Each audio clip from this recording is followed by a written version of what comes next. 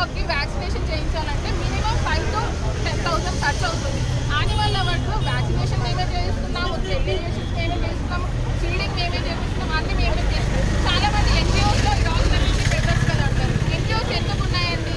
Rescue చేసిన డాగ్స్కి ఉన్నాయి. Rescue చేసిన డాగ్స్ని వాటికి ఫీడ్ చేయడం, వాటికి ట్రీట్మెంట్ చేయడం అని ఫండ్స్ అంతా ఈజీగా ఏం రావండి. వాళ్ళు ఓన్గా పెట్టుకోవాల్సిన సిచ్యువేషన్స్ కూడా వస్తుంది. ఇక్కడ ఉన్న ప్రతి ఒక్కరు గవర్నమెంట్ చేసే వర్క్ కంటే వాళ్ళు చేసేది 20%. ఇక్కడ ఉన్న ఎన్జిఓస్ కానీ యానిమల్ లవర్స్ కానీ ప్రతి ఒక్కరు మోర్ దెన్ 80% స్పెండ్ చేస్తున్నారు. మనీ కానీ వాళ్ళ టైం కానీ వాళ్ళ అన్ని ప్రతిదాన్ని పర్సనల్ లైఫ్ కూడా సాక్రిఫైస్ చేసి వీటి కోసం వర్క్ చేస్తున్న వాళ్ళు చాలా మంది ఉన్నారండి. ఇంకొకటి కరోనా అప్పటి నుంచి ఫీడింగ్ అనేది లేదండి. ఇప్పుడు మనమే ఒక పూట తినకపోతే మనకి బీపీ వస్తుంది, ఆయాసం వస్తుంది, కోపాలు వస్తుంది, అన్నీ వస్తాయి. వాటికి అసలు ఫుడ్డే ఉండదు. 1 week 10 days ఫుడ్డే ఉండదండి. మనం జెన్యున్గా చూసినట్టయితే కరోనా తర్వాత ఇలాంటి ఇన్సిడెంట్స్ ఎక్కువైపోతున్నాయి. సో మెయిన్గా ఏంటంటే ఫీడింగ్ అండి. ఫీడింగ్ ఉండాలి. ఇప్పుడు ఏమంటారంటే మా కోళ్ళను కట్ చేస్తున్నాయి, మేకలను కట్ చేస్తున్నాయి. ఒక మేక కాస్ట్ అప్రాక్స్ 5 to 10,000 ఉంటుందండి. మనం ఒక బిస్కెట్ ప్యాకెట్ 10 రూపీస్ ఉంటుంది. ఒక బిస్కెట్ ప్యాకెట్ మనం ఒక డాగ్ వేస్తే అది మన ఇంటికి ప్రొటెక్ట్ చేస్తుంది. మన దగ్గర ఉన్న కోళ్ళను, మేకలను, ఇంకా ఆవులను చంపవు.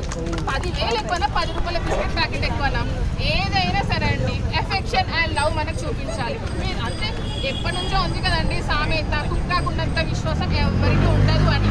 సో అది ఉందండి ఆ ఫీడర్, మెయిన్ ఫీడర్ హరాస్మెంట్ అని. సుప్రీంకోర్టు ఏం చెప్పిందండి? ఫీడర్స్కి ఫీడింగ్ స్పాట్స్ ఇవ్వాలని.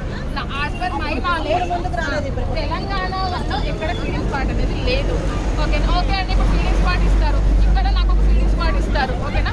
ఇక్కడ ఫీడింగ్ చేస్తుంటే పక్కన వచ్చి పక్కన గల్లీలో ఉన్న కుక్కలు వచ్చి ఇక్కడ గొడవలు పెడతాయి.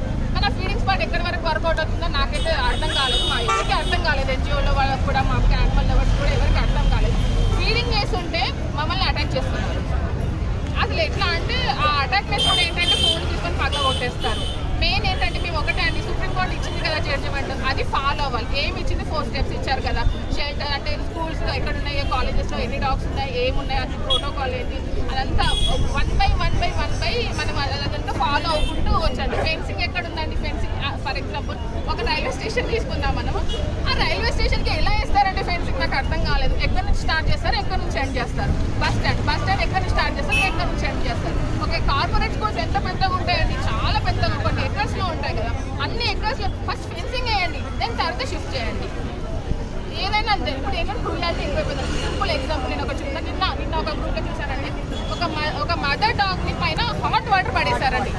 దాని ప్రైవేట్ పార్ట్స్ అన్ని కాలిపోయినాయి. పక్కన చిన్న బేబీస్ ఉన్నాయి. ఎవరండి ఫీడ్ చేస్తారు? మనకి ఏదైనా నచ్చకపోతే ఏం చేయాలి? పక్కన పెట్టాలి. మనం దూరంగా ఉండాలి, వాటిని పక్కన జరపాలి, అంతే. మీరు ఉండాలి కానీ వాటిని కొట్టడము, చంపడం మెయిన్ అంటే. ఇంకొకటి పెట్ డాగ్స్ ఏమైపోతున్నాయి, చాలా అబాండెంట్ అయిపోతున్నాయి అండి. ఇప్పుడు స్ట్రే డాగ్స్ కోసం ఫైట్ చేయాలా? పెట్ డాగ్స్ మధ్య పెంచుకున్న ఓనర్స్ వదిలేసినప్పుడు వాటేమిటి పరిగెత్తాలా అని. ఇంకొకటి ఏంటంటే యానిమల్ లవర్స్ అంటున్నారు కదా. ఒక యానిమల్ లవర్ యానిమల్స్ని లవ్ చేయగలడు, హ్యూమెన్స్ని కూడా లవ్ చేయగలడు. బట్ ఒక హ్యూమన్ లవర్ హ్యూమెన్స్ మాత్రమే లవ్ చేయగలడు. అది కూడా ఏంటి? బేస్డ్ ఆన్ వాళ్ళ ఆప్షన్స్, వాళ్ళ ఇష్టం, దాన్ని బట్టి చేయగలరు. ఓన్ పెట్ లవర్స్ అండి. పెట్ లవర్స్కి యానిమల్ లవర్స్కి చాలా డిఫరెన్స్ ఉంది. పెట్ లవర్స్ వాళ్ళ ఇంట్లో ఉండే పెట్ని మాత్రమే ఇష్టపడతారు, మిగతా. కానీ యానిమల్స్ లవర్స్ పెట్ లవర్స్ని ఇష్టపడతారు, పెట్స్ని ఇష్టపడతారు. ఫైనల్గా ఏం లేదండి, ఇప్పుడు మేము జడ్జిమెంట్ హ్యూమెన్స్కి యాజ్ యానిమల్ లవర్స్కి అందరికీ ఏంటంటే స్టెరిలైజేషన్,